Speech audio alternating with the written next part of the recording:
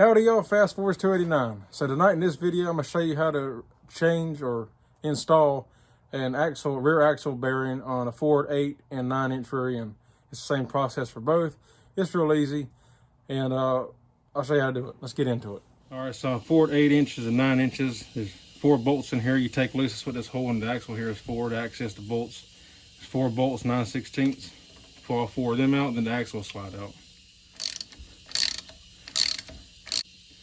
All right, once you pull them 4 bolts out, if you're lucky, this axle should just pull straight out. If not, you have to put an adapter on here with a slide hammer and pull it out.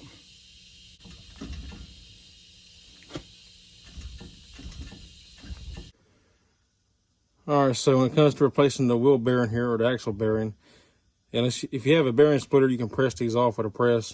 If not, then you have to cut them off with a cut-off tool such as this. And then you can press the bearings back on. If you don't have a press, you take it to a machine shop, they'll press it back on for a couple bucks. All right, so I'll show you the process of cutting this out. You gotta cut this outer shell out, and then the ball bearings, and the inner race and the collar. Make sure you don't cut into this or your shaft. Be careful, be mindful of that. All right, once you cut through one side like that, you want to turn around and cut the other side so you can crack it off.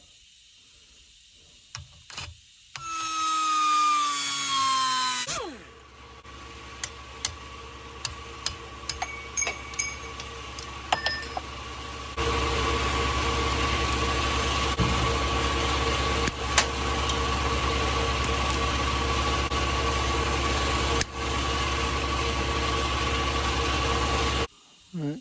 Now we have to cut through the inner race and the collar. Be careful not to cut your axle and your flange gasket retainer.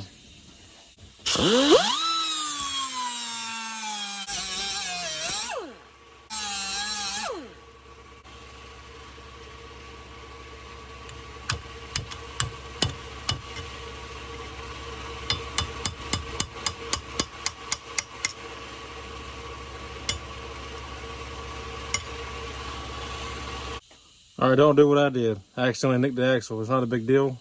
It's not that deep. Be careful. Try not to do that. But it'll be fine.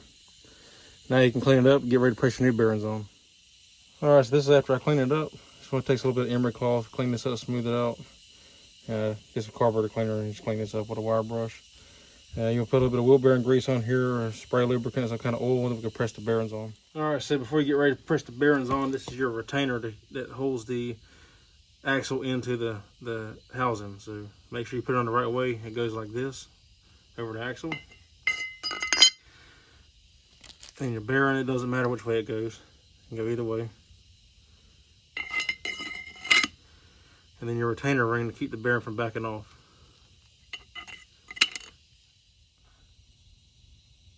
So if you have your own press, I press the bearing and retainer on at the same time. You can do one at a time if you want to.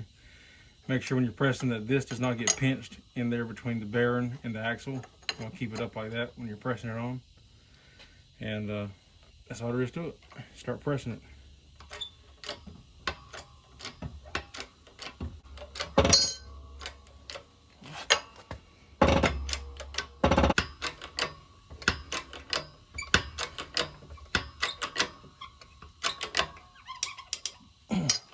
And once you feel the press stop, or you can't pull it no more, you know it's all the way flush.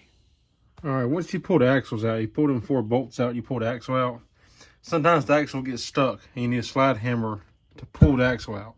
This one came right out with no problem. The other side, the driver's side, actually need a puller for. Inside here, there's a seal, and you got to pull this seal out. Ordinarily, they're not that bad to do. Usually a couple whacks of a slide hammer or a seal puller, they'll come right out. For some reason, these were stuck extremely hard. Like I fought this side for probably, I don't even know, 30 minutes, 45 minutes, digging at it, punching it, everything to try to get it out. It would not come out.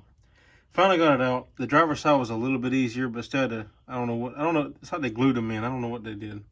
But you can see, here's what's left. I mean, it went from looking like that to that. I had to sit here and just chew at it until it finally broke loose. I think it just rusted in there so tight. is why it wouldn't come out, but yeah. But yeah, nice new seals. And also make sure when you put your shafts back in that you rub a little oil on these seals before you put the shaft in, so they don't tear the boot. When you go to install those seals, if you have a seal driver kit, it makes it a lot easier, but you can use a socket that's a similar size. But these seal driver kits are awesome. Because you get a piece, you got all these different pieces you can adjust, and you get a piece that fits the same diameter or close to the outside diameter of the seal, and then this right here goes inside the seal to help center it so it don't move. Like for instance, when you want to put this one in here, just put it in here, make sure it's sitting flat, and tap it with the hammer until it's all the way seated in. When you're putting these seals in, it's the same for 8 or 9 inch. You'll see that there's like a ridge in there. You don't want the seal to sit flat with this like lip. You have about 1/4 of an inch that it'll recess. It'll stop. Whenever you hammer it in, you'll feel it stop, and you can reach back here with your finger and feel that it's all the way back. But you want about 1/4 of an inch reveal when it's all the way back like that. And then your bearing sits in here.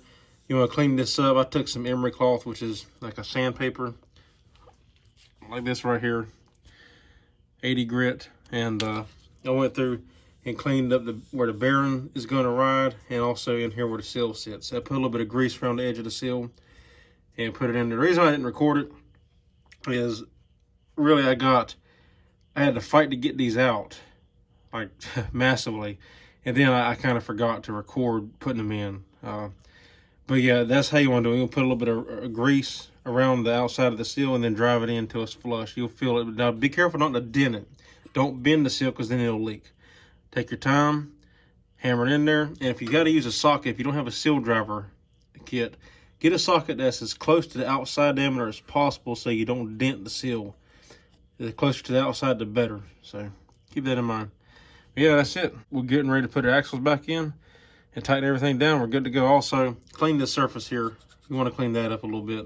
And ordinarily, there's a gasket that goes on here. You can get that from the auto parts store as well. All right, guys. Well, that's all there is to it. It's that simple. Like I said, if you have a bearing splitter, you can press them on and off. I'll probably get one in the future, but I don't really have to do it. It's not that often you got to change them, so I've never really invested the money. Cutting them off works fine. And if you don't have a press, you can take a pipe, a pipe that'll fit over the axle tube, the axle itself, and then hammer the bearing on. But that's tedious, and it'd take you a while to do it all the way down. But it can be done. Or you can just take it to the machine shop. They can press them on and off for you real quick for a few dollars. I don't know exactly how much because I've never had them do it. I've always done it myself, but I'm sure it wouldn't cost that much. But yeah, if y'all like the video, give me a thumbs up. I'd appreciate it. If you're not subscribed, consider subscribing. I'd appreciate that too. And if you have any comments, concerns, questions, whatever, leave them down below. I'd love to know. And I'll get back with you. And as always, thank y'all for watching, and I will see y'all in the next one. Take care.